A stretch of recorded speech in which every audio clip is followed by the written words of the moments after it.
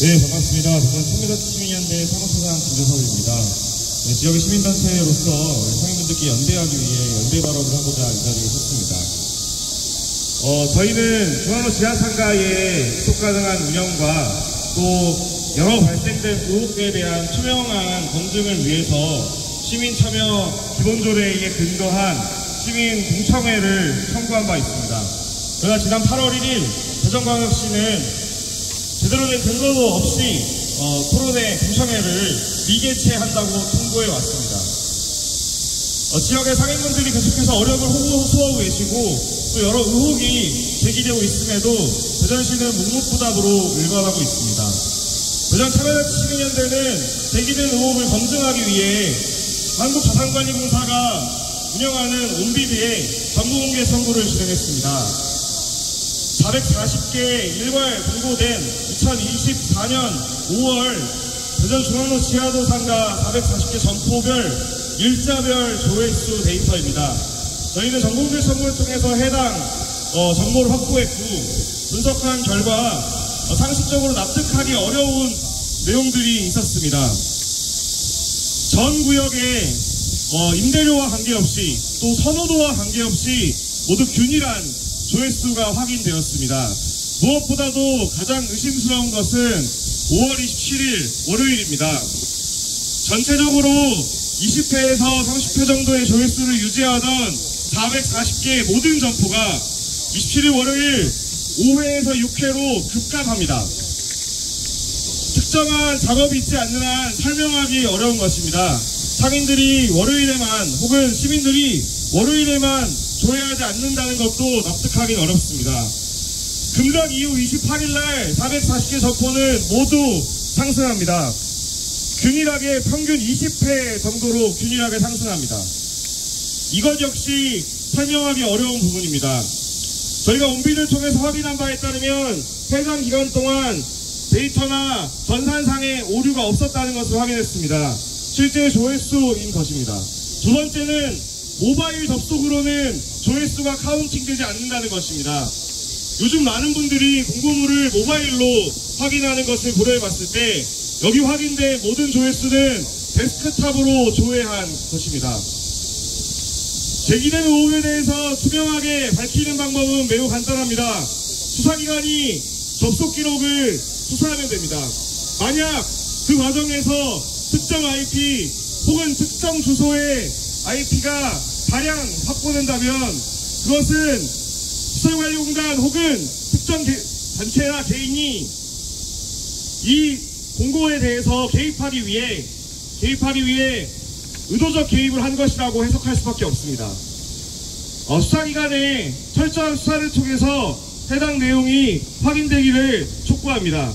추가적으로 보도자료 나눠드린 보도자료에 8페이지를 보시면 성남시와의 비교가 있습니다. 2015년도에 330개 물건을 한꺼번에 공고한 성남시 물건입니다. 그래프를 보시면 아시겠지만 굉장히 다채롭게 확인됩니다. 실제로 공고 가격과 그 다음에 위치에 따라서 차이가 나는 것을 볼 수 있습니다. 그 밑에 중앙로 상가의 물건 조회수입니다. 굉장히 균일성을 보이고 있는 것을 확인할 수 있습니다. 심지어 성남시 사례는 2015년도에 공고가 이루어졌고 지금도 마감된 공고를 클릭하면 조회수가 올라갑니다. 즉 10년간 누적된 조회수의 결과입니다. 여기에 평균 조회수도 50회에 불과합니다. 중앙로 지하상가가 굉장히 어려운 상황에 있고 코로나 이후에 지역 상권이 굉장히 어려운 상황이라고 쳤을 때 다른 지역에 비해서 과도한 조회수가 체크되었다고 볼 수 있습니다. 9페이지를 보시면 공고의 순위별로 높은 순위별로 정리한 그래프입니다. 성남시의 경우에는 높은 것부터 가장 낮은 것까지 분포합니다. 그에 비해 중앙로 지하상가의 경우에는 200회에서 170회 사이에 매우 균등한 분포를 보이고 있는 것을 확인할 수 있습니다. 일반적인 상식선에서는 설명할 수 없는 데이터입니다. 그렇기 때문에 수사기관의 철저한 수사가 투명하고 철저한 수사가 조속히 이루어지기를 다시 한번 촉구하는 바입니다. 이상입니다.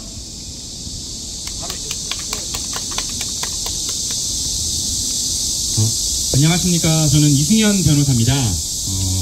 지금 이 사건 법률 대리인으로서 제가 활동을 하고 있고요. 이 사건을 맡게 된 경위는 이렇습니다. 실제로 입찰이 있었고요.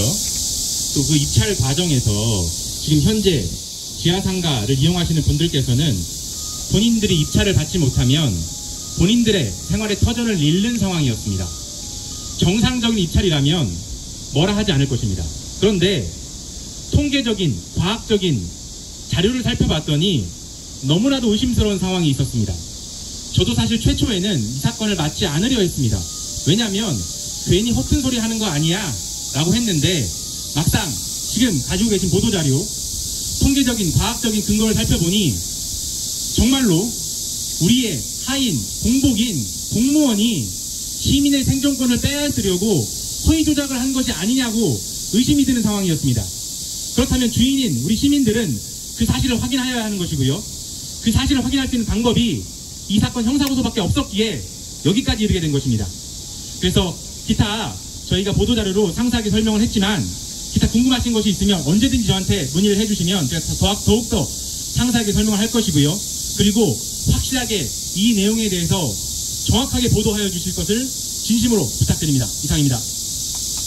부탁드립니다. 기사님들, 경찰님들.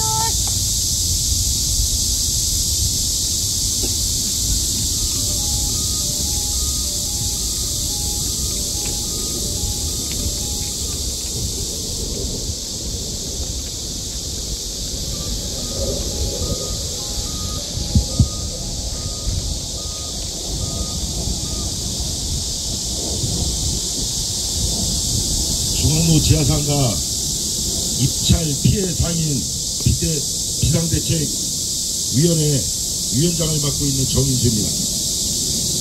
2천여 명의 생존권 파괴에 대한 대전 중앙로 지하상가 옹기들을 통한 1차 입찰의 조회수 부풀리기 조작 관련 철저한 조사 요청에 대해서 지금부터 말씀을 드리겠습니다.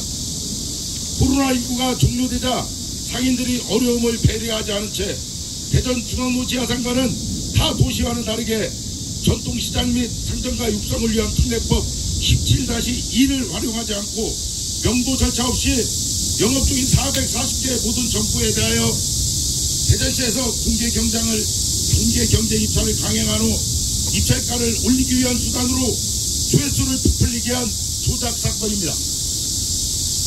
자체 조사 배경에 대해서 말씀을 드리겠습니다. 대전 중앙로 지하상가 비상대책위원회는 2024년 5월 22일 공지된 중앙로 지하상가 1차 입찰과 관련하여 입찰 마감 후 도저히 납득할 수 없는 결과에 자체 조사를 실시하게 되었습니다. 자체 조사 시기는 2025년 5월 초가 되겠습니다.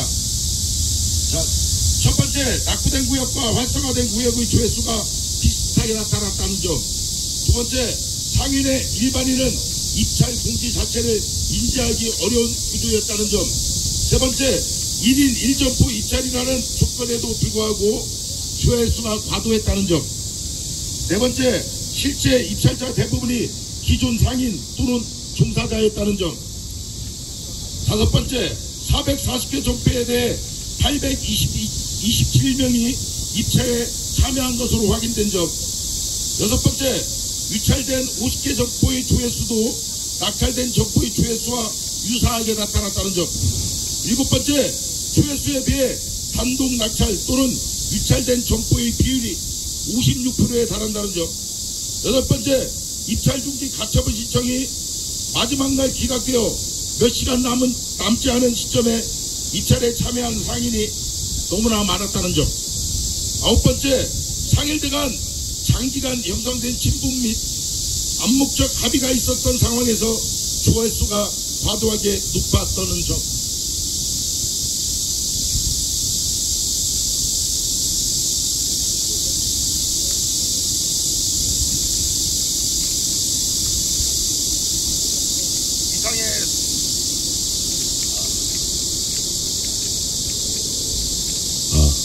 이상의 사례를 비추어 저희가 고소를 통한 수사 의뢰 요청하게 되었고 그 배경에 대해서 말씀을 드리겠습니다.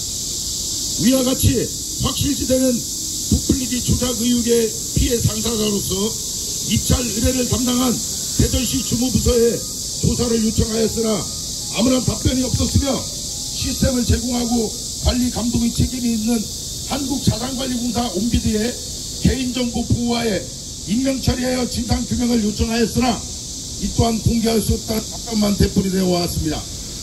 7월 4일 대통령 타운홀 미팅에서 조작이 사실이 아닐 경우 법적인 책임을 지겠다는 저의 발언 이후 지하상가 상인들의 억울함을 함께 도와주고 있던 대전 참여자치시민연대를 통해 온비드에서 정보통신법에 적법되지 않는 선에서 조회수에 대한 상세한 정보가 전달되었습니다. 곧이어 동계학 전공자 여러 명에게 분석을 의뢰했고 데이터 조작이 아닐 가능성은 불가능에 가깝다는 분석 자료를 받았습니다. 저는 개인적으로 이 자료를 처음에 입수했을 때 30초도 안 돼서 이건 100% 조작이라는 것을 알게 되었습니다. 이러한 점들을 종합할 때 조회수 조작 또는 인위적인 부풀리기 가능성이 제기되지 않을 수 없습니다. 따라서 온비드 시스템을 통한 공공자산 입찰의 투명성과 공정성 확보를 위하여 철저한 조사를 통해 진상을 밝혀해 주시길 간곡히 부탁드립니다. 현재 많은 조회수에 놀라 본인이 영업하고 있는 매장을 빼앗길 수 있다는 두려움에 높은 입찰가로 낙찰을 받게 된 수많은 상인들은 말할 수 없는 어려움을 겪고 있으며 지금 이 순간에도 포기하는 상인이 늘어나고 있습니다. 더 이상의 피해를 막기 위해 신속한 조사가 이루어져야 할 것이며 온비드 서버가 열리는 순간 우리 모두는 놀라움을 금치 못할 것입니다. 21세기에 있을 수 없는 일을 목격하게 될 것이며 대전에서 벌어진 최악의 행정으로 2천여 명의 생존권을 파괴한 전대미문의 사건으로 기록될 것입니다. 많은 음해와 허위사실 유포자로 저를 낙인시키고 고발 조치하였으나 손바닥으로 하늘을 가릴 수는 없을 것입니다. 빠른 시일 내에 진실이 밝혀져 입찰 피해 상인 비상대책위원회의 명예가 반드시 회복되어야 하고 정의가 살아있는 대전으로 반드시 되돌아와야 될 것입니다. 제가 지금까지 자신있게 말씀드린 이유는 철저한 분석을 통한 확신이며 거짓말일 경우 모든 책임을 제가 지도록 하겠습니다. 이상입니다. 경청해 주셔서 감사합니다. 지금부터는 질의 응답 시간을 갖도록 하겠습니다. 질의하실 분들이 계시면 편하게 말씀을 해주시기 바랍니다. 네, 기자님들 질의하실 분 계시면 손을 들어주시면 마이크를 건네드리겠습니다. 따로 없으시면 CBS 박기자인데요. 매년 이제 입찰을 하셨을 텐데 이번에 입찰 조회수 조작 사건이 있고 나서 입찰 가격이 얼마나 올랐는지 얼마나 손해를 보셨는지 그것도 좀 파악이 가능할까요?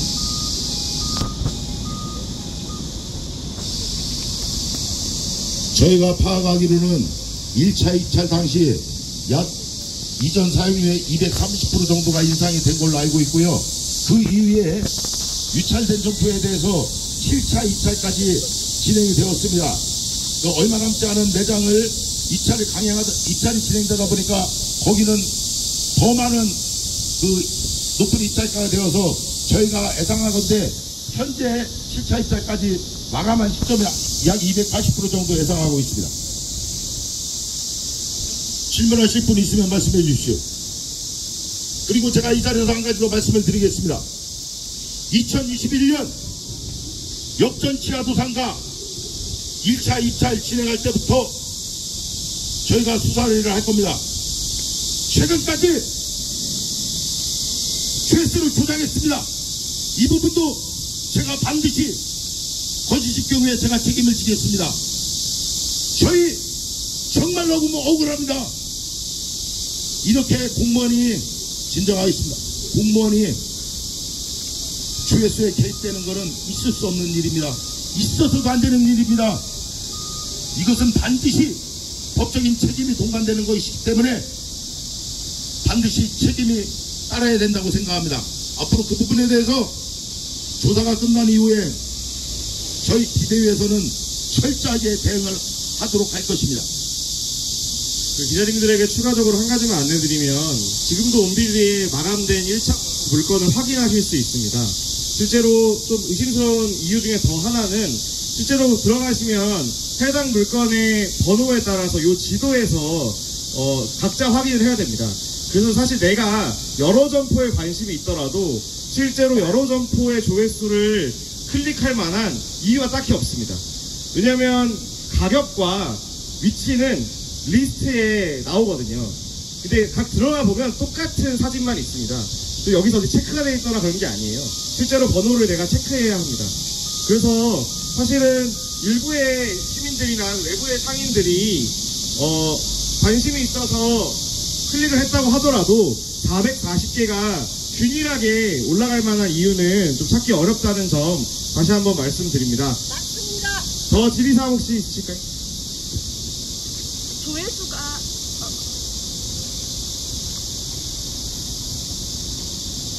한겨레 최혜림입니다. 그 조회수가 일반인들이 봤을 때 뭐 그렇게 클릭이 많이 됐다고 그렇게까지 뭐 듣기로 보기로 한 300% 이상 높게 쓰신 분들도 계시더라고요. 근데 단독 입찰이었는데도.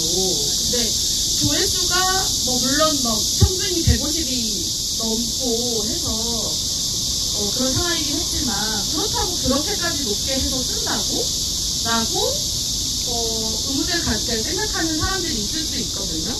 근데 그때 그럴 수밖에 없었던 아마 이유가 상인분들이 되셨을 것 같아요. 그러니까 상당히 많은 분들이 그런 상황에 놓여 계시니까 그 부분에 대한 상인들 누구 입장 한번 말씀해 주시면 좋을 것 같거든요. 비대위원장님 아니고 뭐 다른 분이라고. 네. 아니, 마이크를 갖다 드려. 마이크 갖다 드려. 아니 여기. 제가 말씀드릴게요. 이게 조회수가 왜 문제가 되냐면 우리가 당근마켓을 들어가면 당근마켓도 이 온도가 올라갑니다. 많이 클릭할수록. 그런데 그 당근마켓은 가격이 정해져 있습니다. 1,000원이면 1,000원이 딱 정해져 있기 때문에 수천 명이 들어가도 가격이 올라가지 않습니다. 근데 저희들은 100명만 누가 내 매장을 클릭을 하고 봤다 그러면은 이게 내가 영업하고 있는 매장을 내가 뺏길 수도 있다는 이 불안감에 높은 액수를 쓸 수밖에 없는 겁니다. 그리고 주위에 그런 금액을 쓴다는 사람들이 있을 수도 있잖아요. 그런 걸 정보를 듣다 보면 나도 모르게 높게 쓰는 겁니다. 그래서 아마 저희 입찰가가 높게 된 걸로 저는 알고 있습니다. 당시에 조회수가 높은 거에 대한 그 상인들 사이에 어떤 불안감이 막 올라가는 그런 상황이 있었다는 말씀이신 거죠? 네, 맞아요. 본인 사례 이번엔 장갑이던데요. 그렇게 일반적인 이야기가 하겠는데 본인 사례가 혹시 있으신 분 있으신가 했어요. 본인이 지금 어느 정도의 수준의 사용료를 냈는데 이 정도로 하게 됐다. 그 이유가 뭐 조회수 있었다 이러신 분 있으신가요?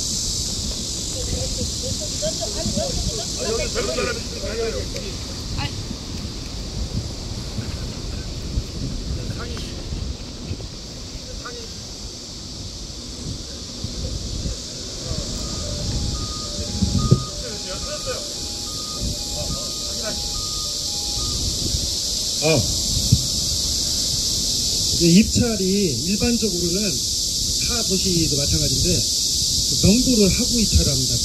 보통 빈점포에 대해서 입찰을 하죠. 일반적으로는. 근데 저희는 되게 특이한 게 그냥 장사를 하는 상태에서 입찰을 했어요.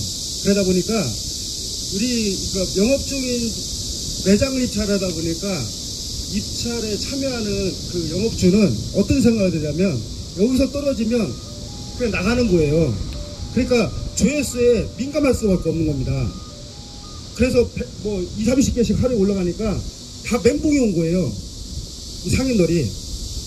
그래서 이 지금 300%라는 게 사실 장사 못합니다. 이 가격에. 거의 멘붕이 와가지고 한 일주일 사이에 그것도 공모를 내고 그 다음부터 입찰에 들어갔어요. 이제 생각할 시간도 없이. 원래 얼마 내시다가 그래서 본인이- 얼마를 원래 아, 얼마 지금- 내시다가 얼마로? 원래 한 180 정도 내다가 지금 한 380 정도 됩니다.